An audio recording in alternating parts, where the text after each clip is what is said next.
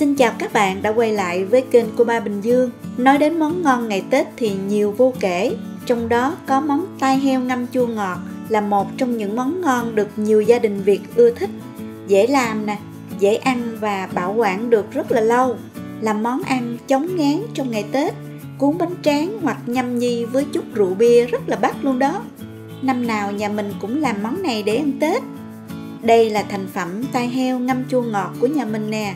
Tai heo trắng trong, thơm phức, lại có vị chua chua, ngọt ngọt, hơi cay nhẹ, đặc biệt là giòn sần sật khi nhai, rất là thú vị. Bạn nào thích hãy bấm đăng ký và bấm vào cái chuông để xem nhiều video mới nhất của mình nhé. Nào mình cùng bắt tay vào làm thôi. Đầu tiên là mình nấu hỗn hợp để ngâm tai heo với tỷ lệ giấm, đường, nước là 1:1:1. Thật dễ nhớ phải không các bạn? Mình ghi trên bảng nguyên liệu rõ ràng, các bạn tham khảo nha. Cho vào nồi 1 muỗng canh muối nè. Nấu lên cho đường tan hết và sôi đều trong 5 phút rồi tắt bếp.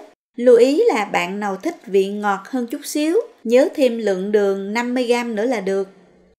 Trong khi chờ đợi cho hỗn hợp nguội hẳn, mình đi chuẩn bị tai heo là vừa nha các bạn.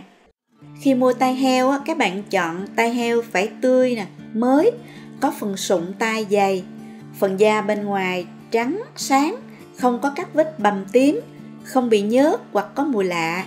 Phần dưới nối liền đầu là phần thịt mỡ. Thường người ta bán nguyên phần tai thì đi chung với lớp này chứ không cắt rời ra cho mình đâu. Lớp thịt mỡ này nhìn thấy mỡ nhiều nhưng mỡ chắc lắm ạ, mỡ giòn sần sật. Nhưng nếu mỡ dày quá các bạn cắt bỏ ra bớt nhé, vì nếu ngâm phần này nhiều sẽ khiến nước giấm của mình bị nổi vắn mỡ, không bảo quản được lâu nha.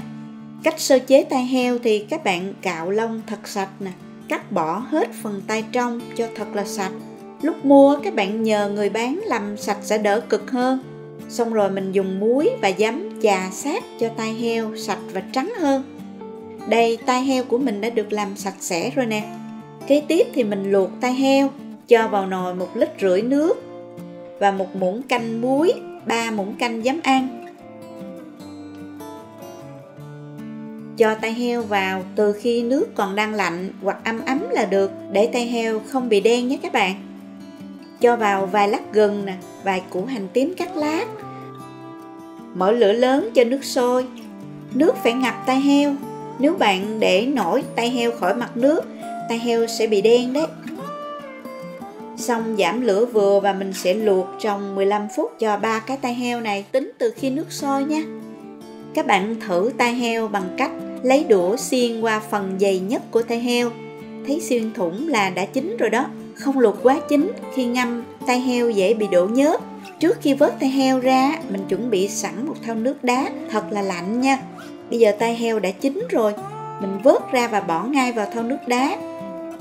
Sốc nhiệt sẽ giúp tai heo giòn và phần da không bị đen. Chờ cho phần tai heo nguội hẳn rồi mới vớt ra nha. Đa số các bạn thường xắt tai heo và ngâm ngay. Riêng mình lại thêm một công đoạn nữa là cạo phần mỡ bên ngoài da. Dùng dao nhỏ cạo sát vào da của tai heo. Phần vữa trắng này rất là nhiều. Nếu không cạo rửa kỹ, nó sẽ làm cho hũ nước ngâm mình bị đục nước và nổi ván mỡ, do đó không bảo quản được lâu. Đây cũng là bí quyết giúp cho hũ tai heo của mình bảo quản được rất là lâu đó các bạn. Sau khi cạo xong, mình sẽ rửa lại thật sạch với nửa lít nước pha vào 3 muỗng giấm.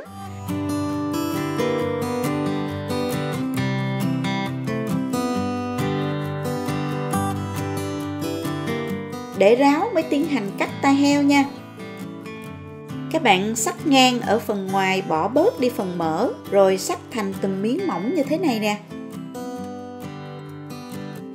Xong rồi xắt dọc lại ở phần trong.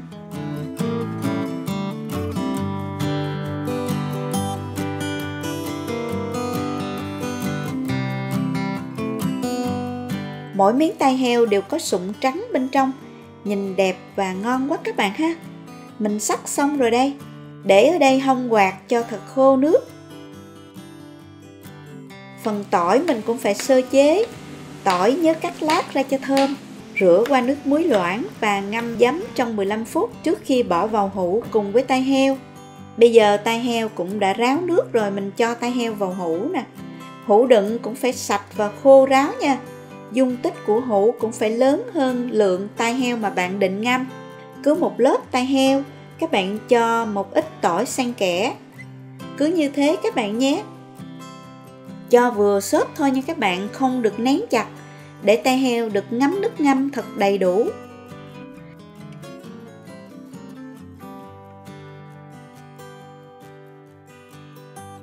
Nước ngâm bây giờ cũng đã nguội rồi, mình cho vào hũ luôn nè.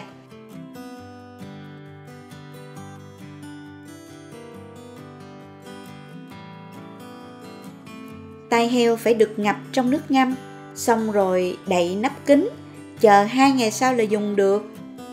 Nên bỏ vào ngăn mát tủ lạnh để bảo quản. Tai heo sẽ rất giòn và thơm, dùng được rất lâu nha các bạn. Có thể cho một ít cà rốt tỉa hoa cho đẹp mắt nếu mà thích. Cà rốt mình cũng sơ chế giống như tỏi ớt luôn nha.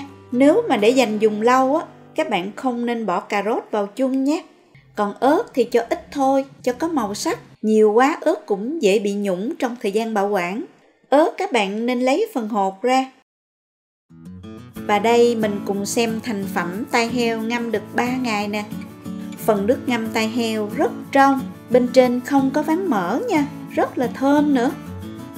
Tai heo trắng, phần da trong, miếng tai heo ngấm giấm đường, bóng và săn lại. Nhìn hấp dẫn quá phải không nè? Mình thử nha, mời các bạn. Tai heo dai, giòn sần sật khi nhai, thơm mùi tỏi, vị chua ngọt hài hòa thiệt là hấp dẫn. Món này mình ăn không cũng ngon, hoặc cuốn với ít rau sống, bánh tráng, chấm nước mắm ngon lắm. Hoặc nhâm nhi với một chút rượu bia thì rất là bắt. Chúc các bạn thành công với món ăn này nhé. Hãy bấm nút đăng ký và bấm vào cái chuông để xem những video mới nhất của mình. Cảm ơn các bạn đã đồng hành và ủng hộ kênh Cô Ba Bình Dương. Chào tạm biệt và hẹn gặp lại.